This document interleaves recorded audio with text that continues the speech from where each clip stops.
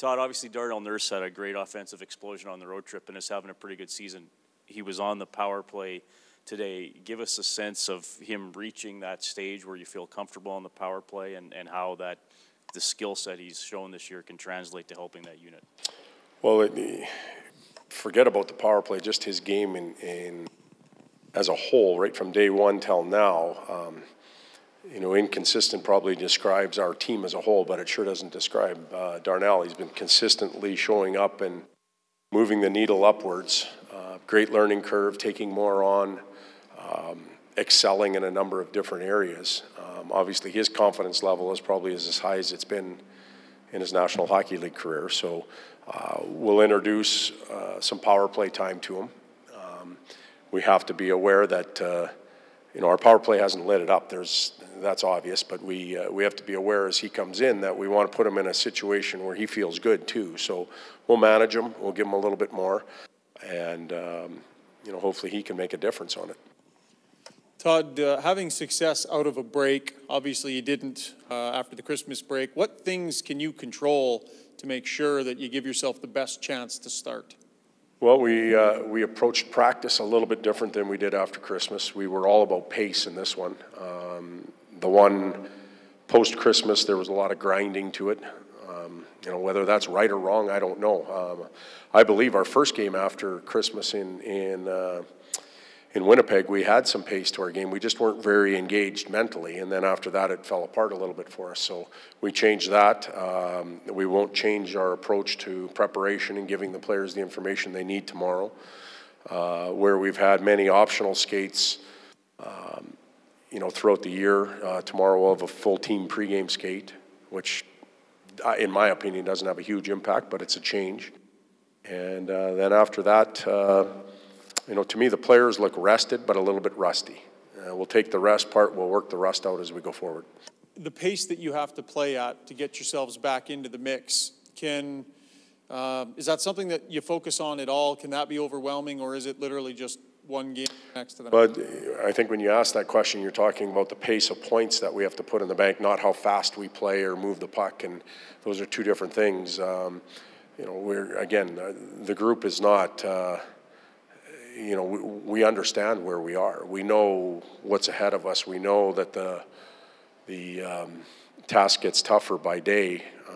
We just spent 5 days not playing, and a lot of teams put points in the bank. That doesn't help us at all. But there's nothing we can do to change what the other clubs are doing. We can only affect our effort and our preparation. And, you know, I thought the road trip, this past one, the 5-game trip, started poorly and got better as it went on. Started in Nashville with a pretty good effort. We were rewarded the last 2 games with points, had to fight hard for those points.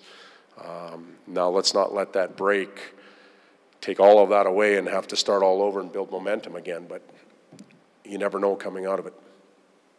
How is it different having someone like Al Montoya as a backup goaltender? You know, he's in his 30s, I think 160 games of experience, versus, you know, LB was a little younger and hadn't played as much. They're more relaxed, and when I say they, the older, well-established backup goaltender is more relaxed. He's comfortable in his skin. A young backup goaltender is, you know, he's evolving. He's trying to grow his game. There's moments when he's uptight because he's got to work on certain things. Al has just brought a relaxation factor to the crease, to the team.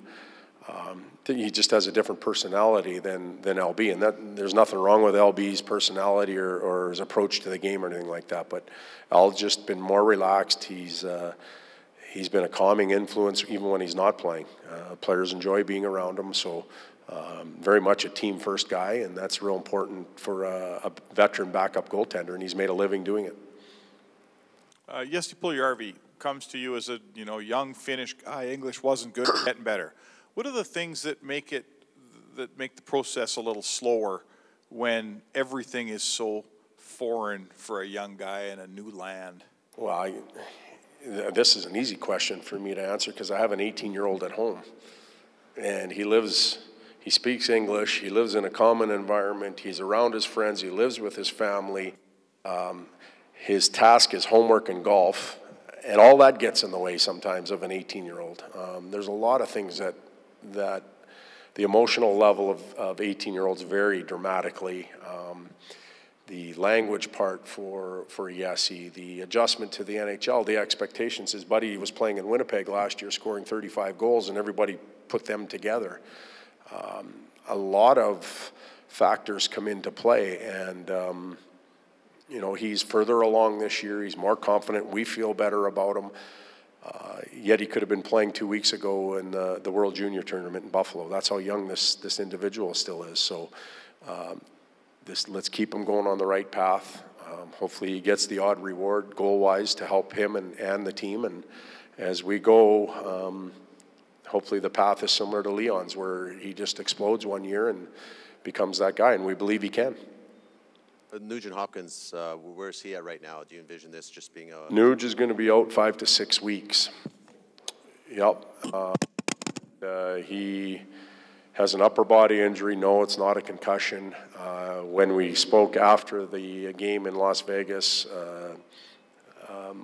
the initial indication was he'd be okay. Obviously, we came home and he saw some doctors and had some tests, and he's going to be out 5 to 6 weeks. You kind of speak to the whole that he does kind of everything well, in addition to leading the... You know, you can make an argument who our key go-to guy has been this year. Obviously, Connor's having a pretty good year individually, and there's some others. But I would throw Nuge right up there. He's been trustworthy in every situation. He's given us valuable minutes. He's improved his game, which isn't easy to do after you've been in the league for 5 or 6 years. You kind of get accustomed to doing things. He's improved immensely, I think, and he means a lot to our team.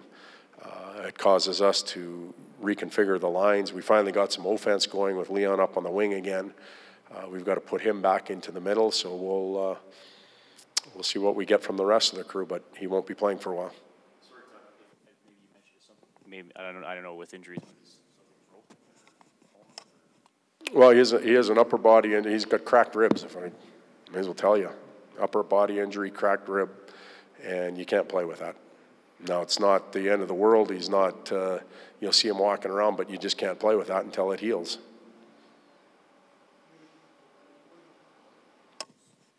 Oh, okay, thank you. So Eero is back. He had some success on the American League level. What do we expect? How can he stay a little longer this time around? Well, Eero had great, he had a great experience in Bakersfield when he went down. He played extremely well. That was a given, in my opinion, because of his attitude, the way he approaches. There may not be a better professional. We've got a number of them, but he ranks up there at the top of being a pro and coming to the rink and approaching his craft with due diligence, and he did that when he went down there, so he deserves the recall. He'll fit right back in where he belongs here. There's not even a big adjustment period. We'll play games, and we'll make decisions as players get healthy.